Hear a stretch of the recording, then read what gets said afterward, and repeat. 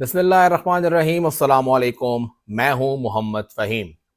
खैबर पख्तूनख्वा में इस बार भी माजी की तरह वर्कर्स को टिकट मिलना बहुत ही मुश्किल है।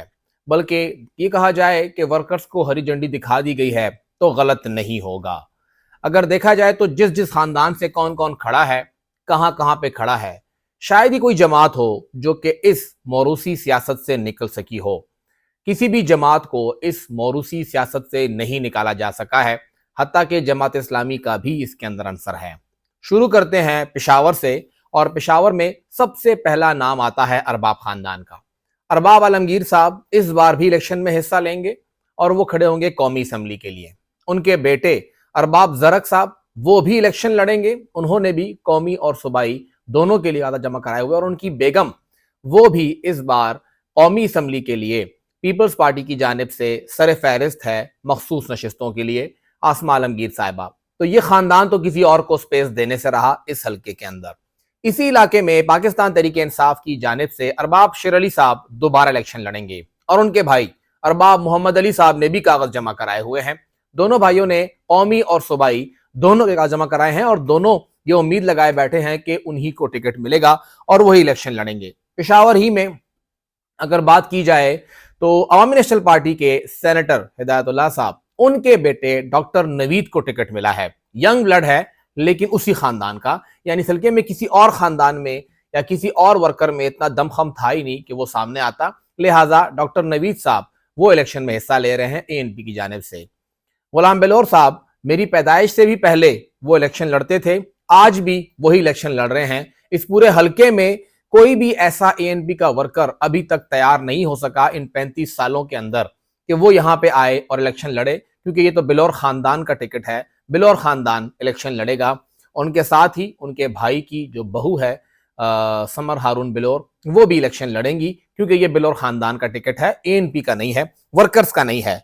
इसी पेशावर में पीपल्स पार्टी के सैयद जाहिर शाह साहब एक बार फिर वो इलेक्शन लड़ेंगे। उनके बेटे हैदर शाह साहब ने भी कागज जमा कराए हुए हैं। दोनों बाप बेटे ने कौमी और सूबाई के लिए जमा कराए हुए हैं, और इस बार उन्हीं के कजन कौमी वतन पार्टी से फयाज अली शाह साहब, उन्होंने भी कागजात जमा कराए हुए हैं।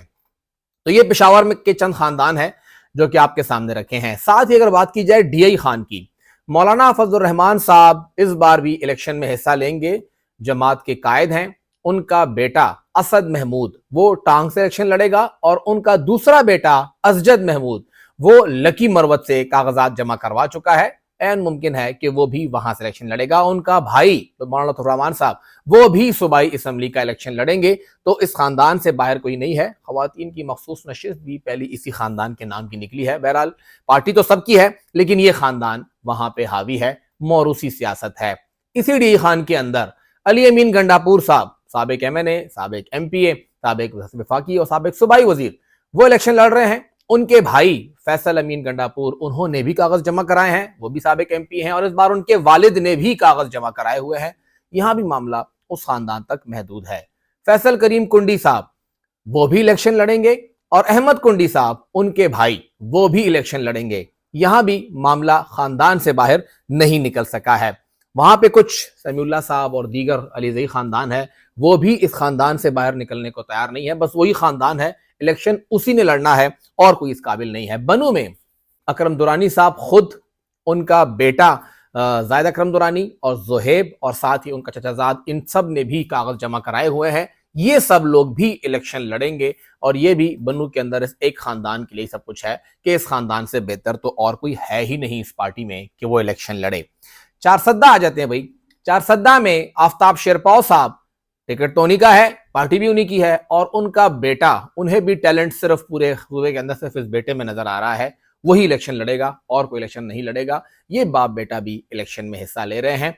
फिर एमल वली खान साहब वही इलेक्शन लड़ेंगे, कोई और उस हल्के के लिए बना ही नहीं है। यहाँ भी मौरूसी सियासत है कि बादशाह खान, असफंदियार वली खान और अब उसके बाद एमल वली खान साहब आ रहे हैं, तो वो भी इलेक्शन उधर ही रहेगा। हैदर होती साहब भी अपना हल्का बना रहे हैं, जाहिर बात है उनका हल्का है, साबिक वज़ीर आला हैं, वो भी खुद ही इलेक्शन लड़ेंगे, और वो भी एक ही खानदान की कड़ी है, उन्होंने मर्दान में इलेक्शन लड़ना है।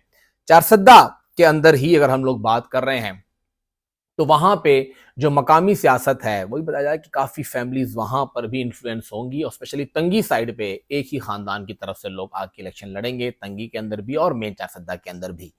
نوشہرہ کی بات، نوشہرہ کے بغیر کیسے بات پوری ہو سکتی ہے؟ نوشہرہ کا پورا ایک ضلع جو ہے وہ خٹک صاحب نے قبضہ کر لیا ہے۔ خٹک صاحب خود قومی اسمبلی کا الیکشن لڑیں گے، ان کے اپنے 2 صوبائی اسمبلی کے حلقے ہیں، تو 3 حلقے تو ان کے ہو گئے۔ ان کا داماد عمران خٹک ایک قومی ایک صوبائی کرے گا، تو 2 یہ ہو گئے، تو 5 تو یہاں چلے گئے، باقی بچے 2 صوبائی اسمبلی کے حلقے۔ ابراہیم خٹک ان کا بیٹا وہ اپنا حلقہ دوبارہ لڑے گا، اور اسماعیل خٹک جو ادریس خٹک کا علاقہ ہے وہ وہاں سے الیکشن لڑے گا۔ تو یہ بھی وہی خاندان ہے، اس خاندان سے باہر نوشہرہ میں کوئی نہ سمجھتا ہے اور نہ کوئی ڈیزرو کرتا ہے کہ اس کو ٹکٹ دیا جا سکے۔ ثوابی کی بات کریں، شاہرام ترقی صاحب، ان کے چچا، ان کے والد، ان کے چچا زاد، کوئی بھی فیملی سے بات باہر نکلے گی ہی نہیں، نہ پہلے نکلی ہے اور نہ اب نکلے گی۔ اسد کیسر صاحب وہ سمجھتے ہیں کہ وہی سب سے سمجھدار ہیں، اور جب وہ نہ ہو تو پھر ان کا بھائی سب سے سمجھدار ہے۔ یہ دونوں بھائی بھی ایک بار پھر الیکشن لڑیں گے۔ بھائی 2 جیت جاتا ہے، قومی جیتتا ہے تو صوبائی چھوڑ دیتا ہے، صوبائی جیتتا ہے تو قومی چھوڑ دیتا ہے، جہاں حکومت بنتی ہے اسد کیسر صاحب وہاں چلے جاتے ہیں اور دوسرا حلقہ اپنے بھائی کے لیے خالی کر دیتے ہیں۔ تو اس بار بھی ان دونوں بھائیوں نے وہاں سے الیکشن لڑنا ہے۔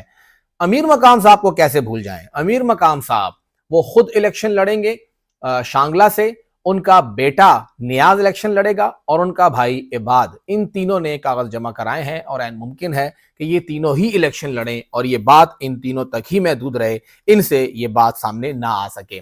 نجم الدین خان صاحب خود الیکشن لڑیں گے دیر سے، عین ممکن ہے کہ لڑیں، کاغذ جمع کرائیں، کافی بیمار ہیں، ہو سکتا ہے نہ لڑیں۔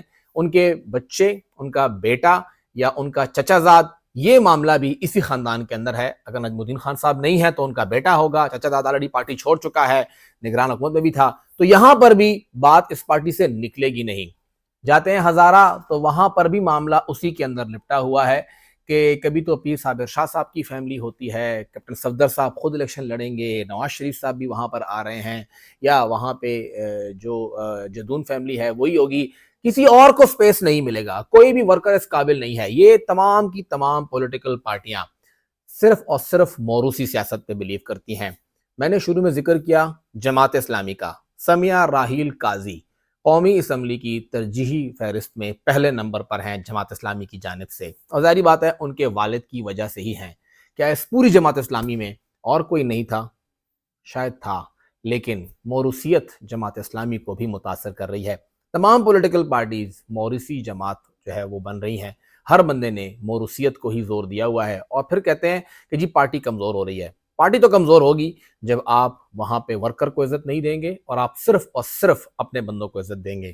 فیصلہ عوام کے پاس ہے، عوام بھی عمومی طور پہ انہی لوگوں کو ووٹ کرتی ہے کہ جی باپ بھی ایم این اے تھا، بیٹا بھی ایم این اے ہوگا، پوتا بھی ایم این اے ہوگا، بہو بھی ایم این اے ہوگی، بیوی بھی ایم این اے ہوگی، ساس بھی ایم این اے ہوگی، ایم پی اے ہوگی۔ عوام نے بھی اپنا مائنڈ سیٹ تبدیل کرنا ہے، تبھی اس کا اندازہ ہوگا کہ آخر آگے چل کیا رہا ہے۔ چیلنج کرنا ہوگا، ورکرز کو آگے لانا ہوگا، ورکرز کو ووٹ دینا ہوگا۔